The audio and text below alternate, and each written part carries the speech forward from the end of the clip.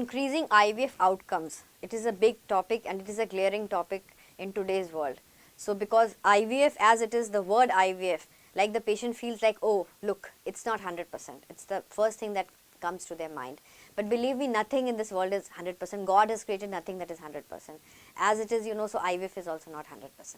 So now what happens, every patient who comes to us, they think that they should always fall in that positive outcome mode, but that always never happens. So now we should just think that what are the things that we can do our side and what are the things that you can do from our side. So first and foremost, coming to our side.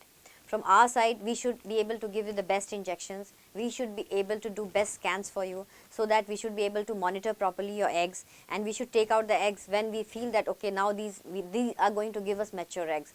We should have a proper ambience, means proper infrastructure for the lab, plus the proper maintenance for the lab, the proper environment for making your embryos, good embryos. We should have proper good trained staff, trained IVF specialists, trained embryologists who have been doing this procedure for long and who have had good positive outcomes. Secondly, we should create a proper, the sperm also should be screened properly before we use those sperms for making those embryos. That is also very essential. Like, it's not like we don't see the sperm till the last day of ovum pickup. That is very dangerous. So obviously we can give you some medications to strengthen those eggs and those sperms before we take up you for the IVF cycle, if you are not feeling comfortable in that cycle.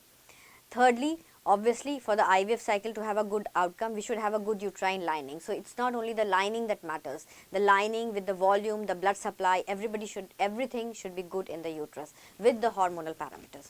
So these are the things that we should do from our side. From secondly, what all you should follow as a patient. First and foremost, you should follow all the instructions that are given by the doctor. You should listen to it very patiently, very sincerely, and you should just follow it verbatim, word to word, whatever is given in your prescription or what has been told to you. So you should be taking all your injections, all your medications on time. You should have a proper lifestyle as guided by your infertility doctor.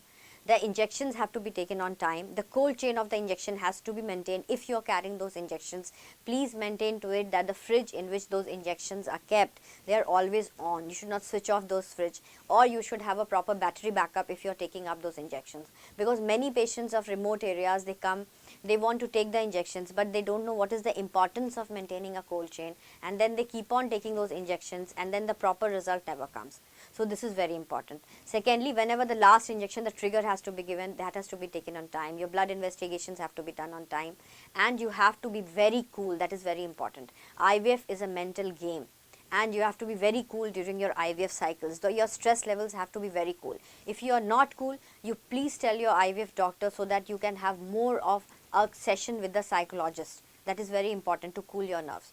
Because in IVF, we cannot afford that you make bad hormones. So those bad hormones come into play whenever you are taking a lot of stress. All your medical disorders have to be well controlled. This is also very important.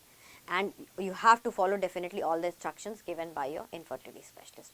So these are some of the things that are very important to increase the IVF outcome.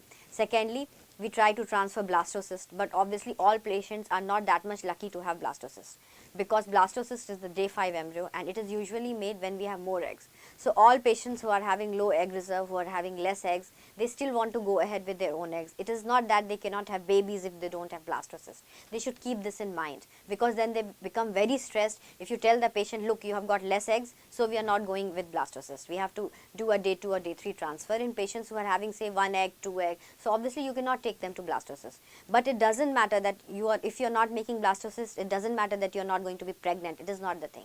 Secondly, we go for frozen cycles. We also do sequential embryo transfer, means we are transferring 2 times in the same cycle.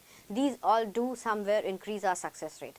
Plus, we always go ahead with grade A embryos. Whether you are making blastocyst or non-blastocyst, all should be grade A at the time of transfer. That is very essential. If we are making grade C or grade D embryos, obviously we won't have any success rate, and those embryos are always discarded. So these are some of the tips that a patient should follow to increase their outcome, to improve the outcomes of their IVF cycle.